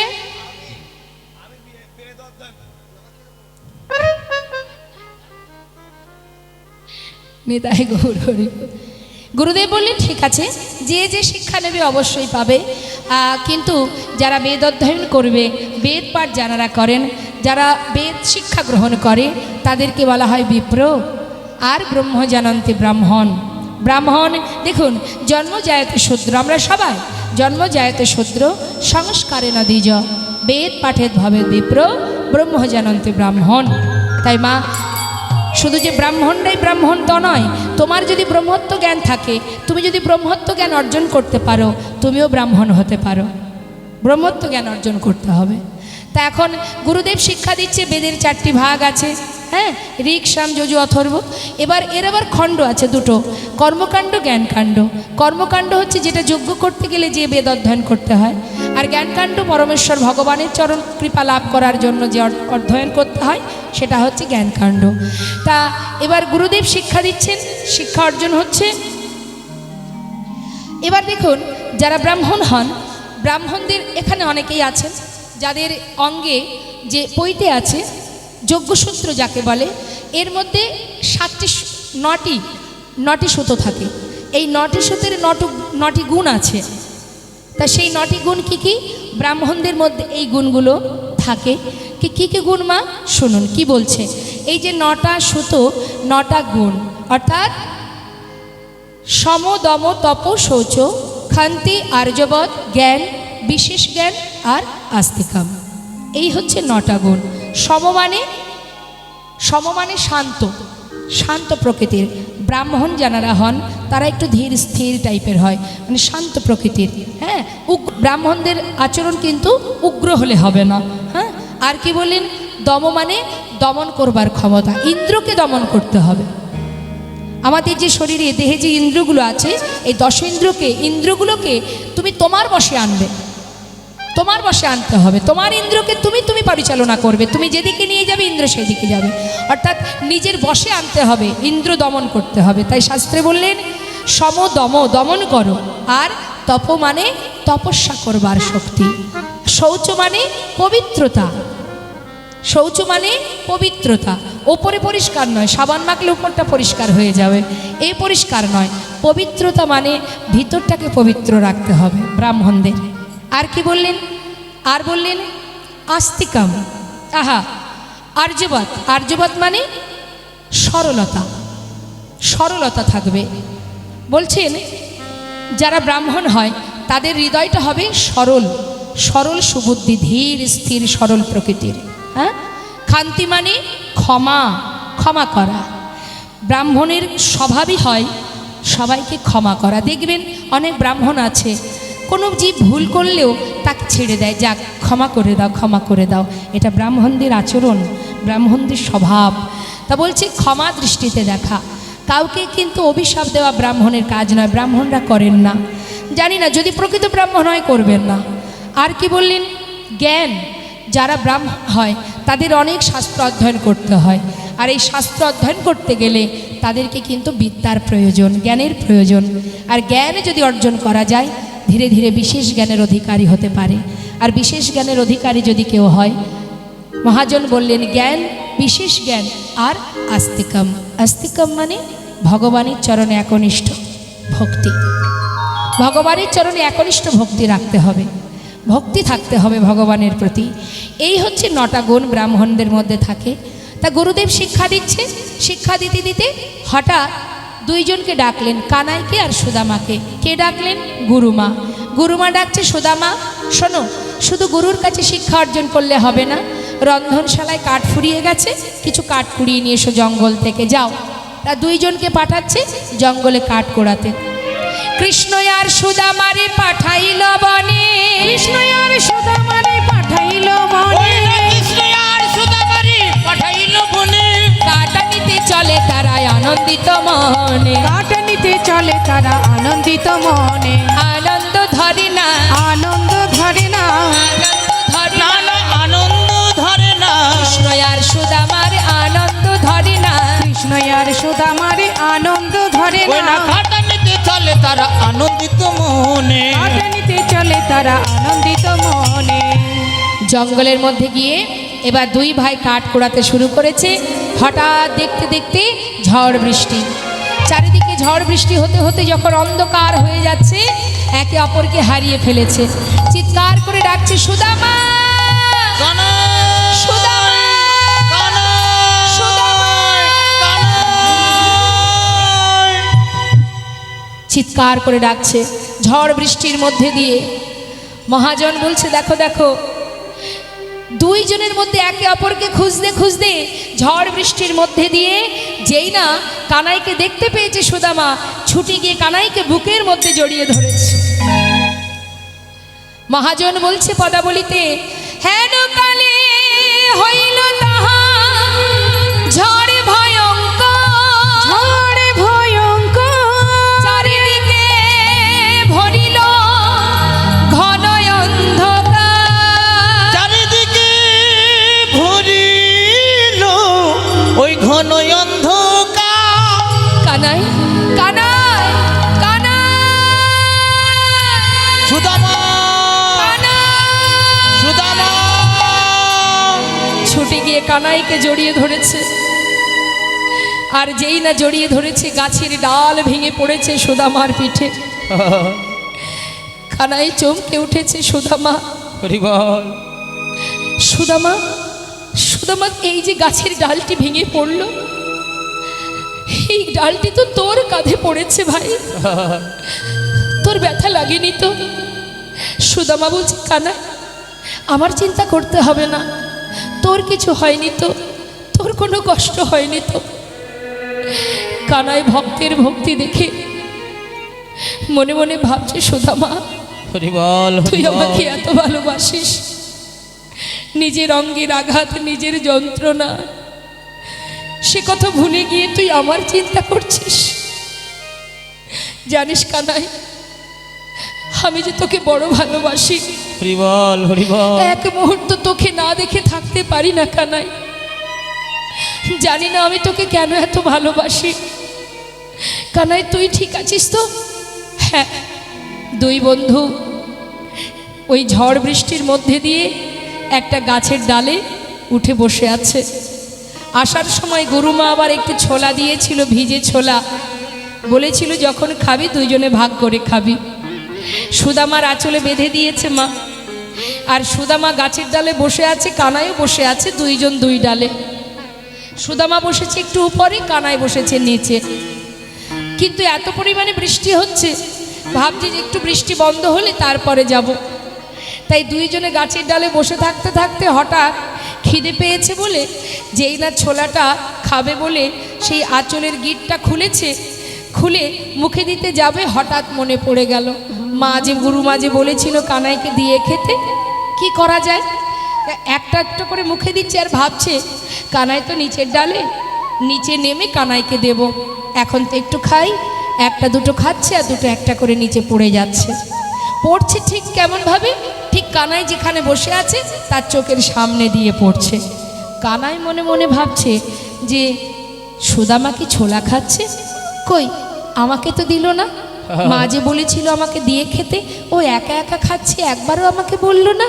কিন্তু সুদামা কিন্তু ভেবে রেখেছে যে নিচে গিয়ে ওকে দেবে। কিন্তু মা বেশ কিছুক্ষণ পর গোবিন্দ বলে উঠলেন, সুদামা, এই বন্ধু, বল কানাই, আমার প্রচণ্ড খিদে পেয়েছে, গুরুমা ছোলা পাঠিয়েছিল না, আছে ভাই, দে না একটু খাই। যেই না বলেছে, সুদামা বলছে, দাঁড়া দাঁড়া দাঁড়া দাঁড়া, যেই না নিচে নামবে মা, হঠাৎ আঁচলের দিকে তাকিয়ে দেখছে একটা ছোলাও নেই, পড়ে গেছে। সর্বনাশ, ছোলাগুলো গেল কোথায়? সব পড়ে গেল। কি বলবো আমি এখন ওকে? চিন্তা করছে আমি তো খেলাম, ওকে তো দিতে পারলাম না, এটা যদি শোনেও কষ্ট পাবে। তাই সুদামা একটু কি করেছে, মিথ্যা কথা বলেছিল। এটাই তার জীবনের বড় অপরাধ। আর আমরা প্রতিটা মুহূর্ত মিথ্যা কথা বলে যাচ্ছি, প্রতিটা মুহূর্ত অপরাধ করে যাচ্ছি, জ্ঞানেও করছি, অজ্ঞানেও করে যাচ্ছি। কি বলেছিল কানাই? আমার মনে হয় জানিস, ওই কাঠ কুড়াতে কুড়াতে কোনো কাঠে আমার এই আঁচলের এই ছোলাটা যে বাঁধা ছিল না, নিশ্চয়ই আঁচলের এই কোনাটা কোথাও বেঁধে গেছে, বেঁধে গিয়ে সমস্ত ছোলা পড়ে গেছে, একটা ছোলাও নেই রে। গোবিন্দ বললেন, তবে শোন সুদামা, মনে মনে বলছি, মিথ্যা কথা বললি তো বেশ, তুই জানিস না এই মিথ্যার ফল কি হতে পারে। বেশ সুদামা, তাহলে আর কি করা যাবে, চল ঘরে ফিরি। কিছুক্ষণ পর দুই ভাই সমস্ত কাঠ একত্রিত করে আশ্রমে ঢুকলেন। ঠিক তার পরের দিন গোবিন্দ আমার সুদামাকে বলে উঠলেন, সুদামা, এই সুদামা, এদিকে আয়। কি রে, তুই তো আমাকে ভালোবাসিস তাই না? আচ্ছা, একটা কথা জিজ্ঞাসা করব, বল, আমি যদি তোর কাছে কিছু চাই তুই আমাকে দিবি? কেন দেব না, বল তুই কি চাস? শোন, তুই তো জানিস আমি একটু নাড়ু খেতে ভালোবাসি। ওই দেখ রান্নাঘরে রন্ধনশালায় মা নাড়ু তৈরি করে রেখেছে, আমার জন্য দুটো নাড়ু এনে দে না। সুদামা বলছে, হ্যাঁ রে, এই ব্যাপার, এর জন্য এত ইতস্তত করার কি আছে? শোন, তুই দাঁড়া, আমি মাকে গিয়ে বলি, মা আমাকে দিলে তোকে দিয়ে দেব। আরে না না, ওইভাবে আনলে হবে না, আমি চাই যে নাড়ু দুটো তুই আমার জন্য আনবি সেটা চুরি করে নিয়ে আসবি। চুরি করে? কানাই, এ তুই কি বলছিস? আমি তো চুরিবিদ্যা জানি না, আমাকে গুরুদেব বেদ অধ্যয়ন করান, আমি বেদ শিক্ষা গ্রহণ করি। গুরুদেব বলেছেন যারা বেদ শিক্ষা গ্রহণ করে তাদের বাক্য ব্রহ্ম, মিথ্যা কথা সেই বদনে বলতে নেই, কখনো মিথ্যার প্রতি আপোষ করতে নেই। আমি চুরিবিদ্যা তো জানি না, আমি চুরি করতে পারবো না। কানা, তুই দাঁড়া, তুই তো নাড়ু খাবি, আমি তোকে যেমন করে হোক এনে দেব। বললাম না চুরি করে আনবি, আর যদি তুই এটুকু করতে না পারিস তাহলে তুই আমাকে কত ভালোবাসিস সে প্রমাণ আমার পাওয়া হয়ে যাবে। বেশ, তাহলে আমি তোকে সত্যি ভালোবাসি কি না সেই প্রমাণ নিতে চাস? দাঁড়া, তুই এখানে দাঁড়া, আমি চললাম ভেতরে, তোর জন্য নিয়ে আসবো। চুরি করতে যাব, কোনোদিন যেটা করিনি, তোর জন্য করব ভাই। হরিবল হরিবল। তাই যদি দেখিস কেউ আসছে আমাকে একবার জানাবি, কেমন? চললাম। এই বলে ভেতরে গেছে। ভেতরে গিয়ে যেই না নাড়ুর পাত্র থেকে দুটো নাড়ু তুলেছে, এমন সময় দরজায় দাঁড়িয়ে চিৎকার করে উঠলেন গোবিন্দ, গুরুমা, গুরুমা, শিগগির এসো। ওই দেখো, তুমি মনে করো আমি নাড়ু চুরি করে খাই, আজ হাতে নাতে প্রমাণ।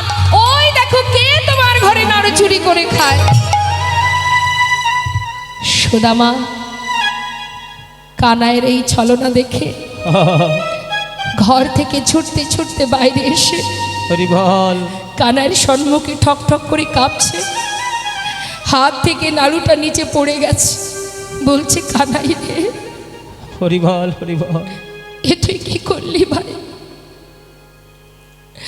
তুই মায়ের কাছে আমাকে চোর বানিয়ে দিলি।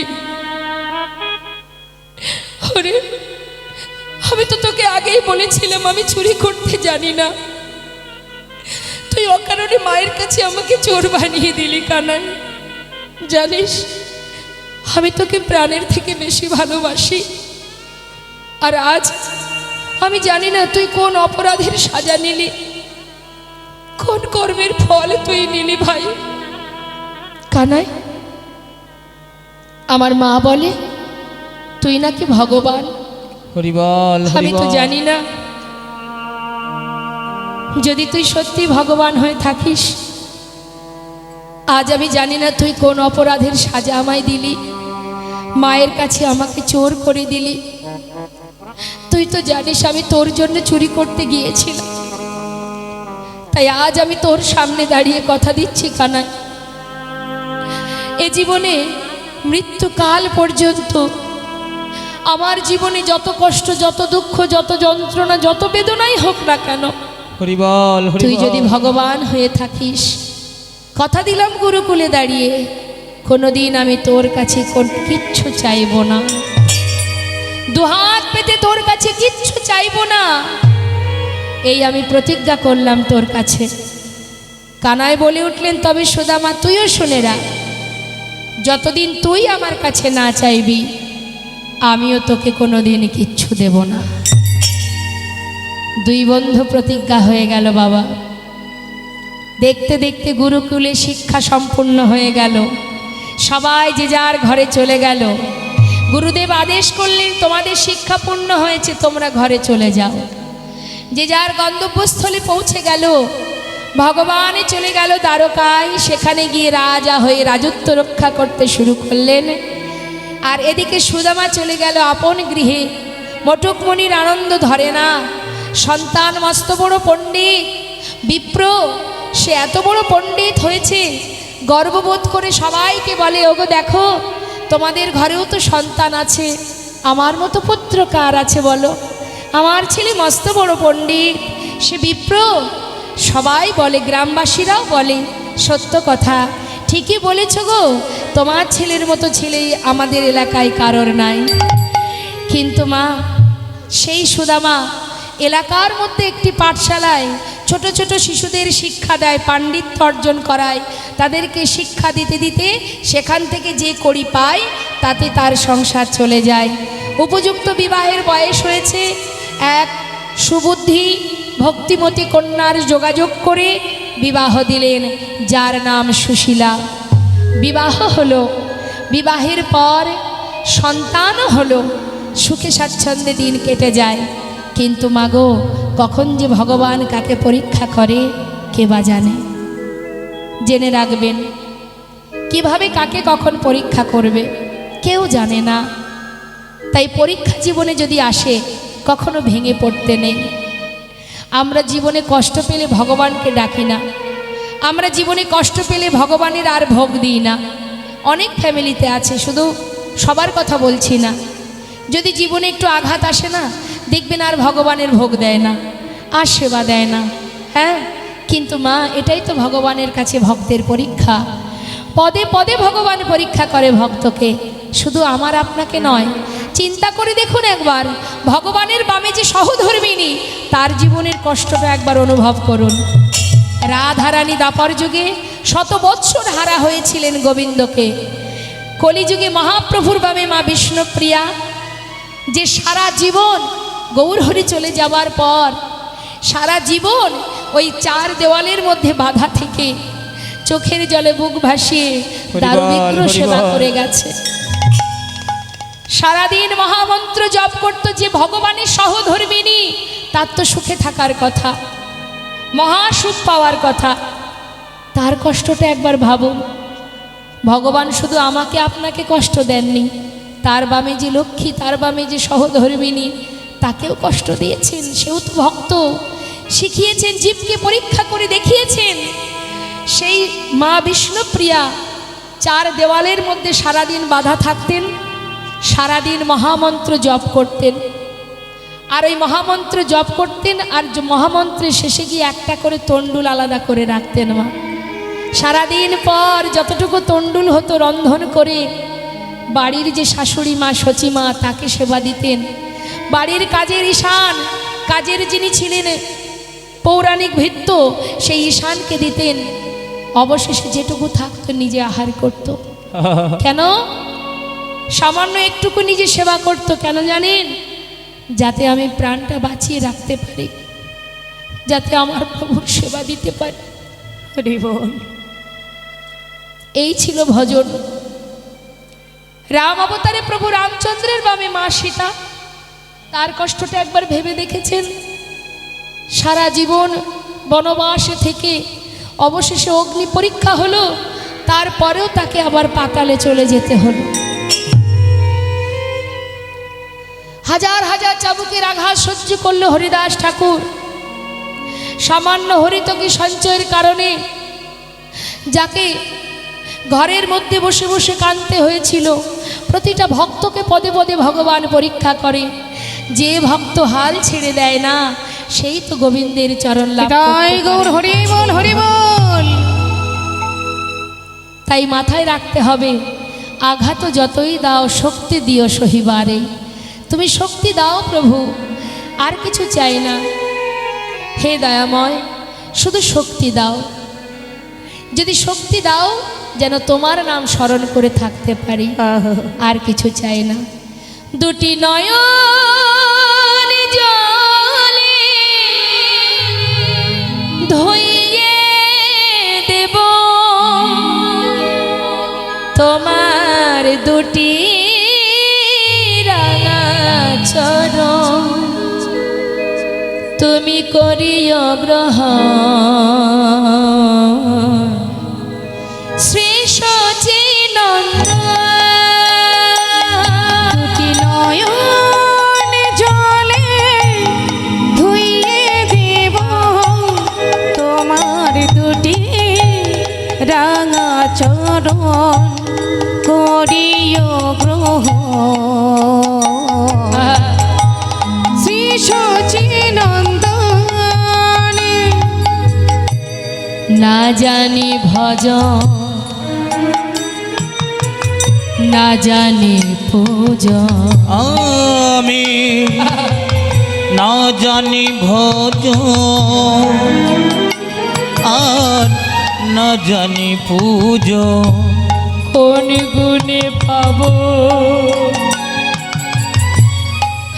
তোমার রাঙা চরণ। আমি না জানি ভজন